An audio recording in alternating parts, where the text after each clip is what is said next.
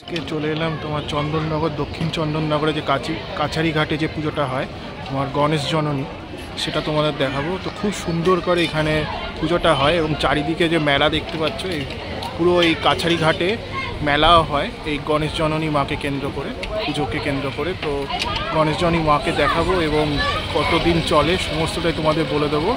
তো দেখতে থাকো পুরো ভিডিওটা। ব্যাস, আর কিছু বলছি না, যদি সোজাসুজি ব্লগের ভিডিওর দিকে এগিয়ে যাচ্ছি।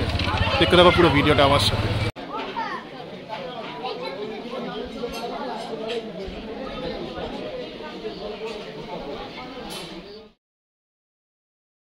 তোমরা এখানে দেখতে চলেছ গণেশ জননী মা। চন্দননগরের কাছারি ঘাটে এই পুজোটা হয়ে থাকে। খুব সুন্দরভাবে দেখো এখানে ঠাকুরটা তৈরি করেছেন এরা।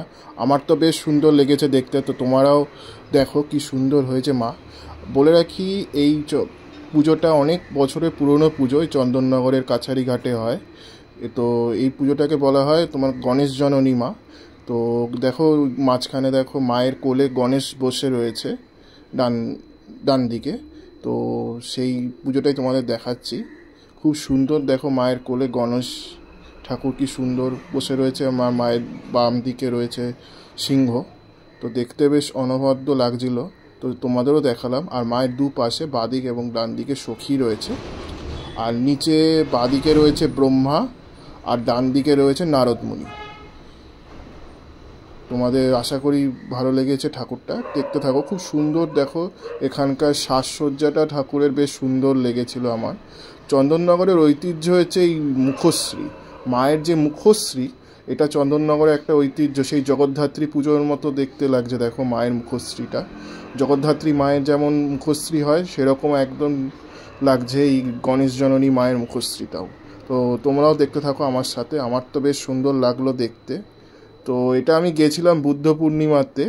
তো এত দেরি হয়ে গেল কারণ অনেক ক্লিপ খুঁজে পাচ্ছিলাম না। তো খুঁজে খুঁজে বার করে করে এডিট করতে বেশ সময় লাগলো। তো সেই কারণে অনেক ক্লিপ মাঝখানে হারিয়ে গেছিলো। তো সেই জন্য এত দেরি হয়ে গেল। তো তাও তোমরা দেখে নাও, কি দর্শন করে নাও মাকে। আমার তো বেশ ভালো লেগেছিল, আমি দেখতে গেছিলাম। তো তোমরাও দেখো কি সুন্দর হয়েছে মা, মানে অসামান্য দেখতে লাগছে মাকে। এত সুন্দর মায়ের মুখ, আমার তো মানে আমি বাকরুদ্ধ হয়ে গেছি মাকে দেখে, অবাক হয়ে গেছি। মানে এত সুন্দর আমি আগে কখনো এরকম ঠাকুর দেখিনি। এটা অন্যরকম ঠাকুর দেখলাম মায়ের রূপ। তো বেশ ভালো লাগলো, আমি তো নিজেও আনন্দ পেয়েছি দেখে। তো তোমাদেরও দেখালাম। এদের প্যান্ডেলে সেরকম আভিজাত্য থাকে না, মায়ের মুখটাই ওদের মানে ট্র্যাডিশনাল হয়। এবং ওই সেই জগদ্ধাত্রী পুজোর যে ঘরনা রয়েছে সেই মুখশ্রী হয়, সেই টাইপেরই এখানে হয়েছে। মায়ের সিংহ বাহিনী, মা সিংহের ওপরে বসে রয়েছেন এবং কোলে গণেশকে নিয়ে রয়েছেন।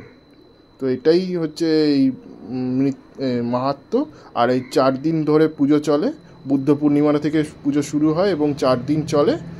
তো সেই পুজোটাই তোমরা দেখছো। আশা করি তোমাদের ভিডিওটা ভালো লেগেছে। এবং এই মেলাটাকে কেন্দ্র করে একটা মেলাও বসে এই কাছারি ঘাটে চন্দননগরে। এটা পরে হচ্ছে তোমার দক্ষিণ চন্দননগরে। তো তোমরা দেখে নাও মাকে, বেশ সুন্দর লাগলো দেখতে। ঠাকুরটাও বেশ সুন্দর এবং মাকে দেখতেও অনবদ্য লাগলো আমার।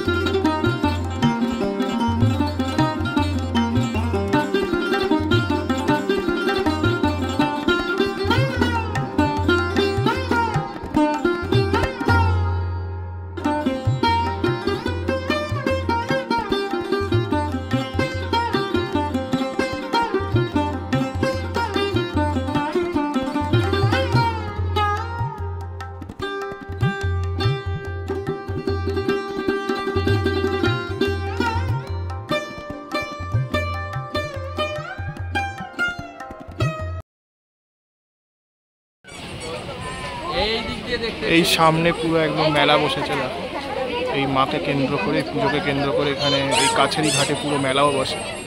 তো এই ছোটো ছোটো স্টল, খেলনার স্টল সমস্তটা বসেছে, সেটা তোমাদের দেখাচ্ছি, দেখতে থাকো পুরো ভিডিওটা।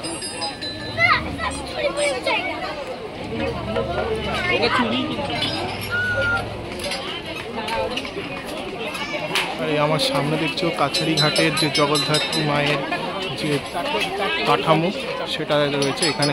জগদ্ধাত্রী পুজো হয়, কাছারি ঘাটের জগদ্ধাত্রী পুজো, সেই জগদ্ধাত্রী মায়ের কাঠামোটাও রয়েছে আমার সামনে, দেখতে পাচ্ছ তোমরা। খুব সুন্দরভাবে দেখো এখানে এই জগদ্ধাত্রী পুজোটাও হয়। জগদ্ধাত্রী কাঠামো যেখানে পুজো হয় জগদ্ধাত্রী মায়ের, তার ঠিক পাশেই এইখানে প্যান্ডেল করে, এই আমার একদম সামনেই প্যান্ডেল করে তোমার জগৎজননী মায়ের পুজোটা হয়। সেটাই দেখছো, চন্দননগরে গণেশ জননী মায়ের যে পুজো সেটা এখানে হয়ে থাকে।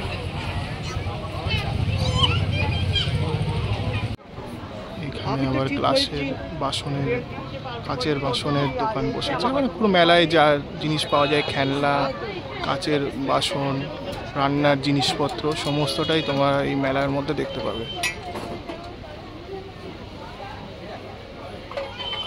তো তোমরা এতক্ষণ দেখছিলে চন্দননগরের কাছারি ঘাটের জগৎজননী তোমার গণেশ জননী মাকে।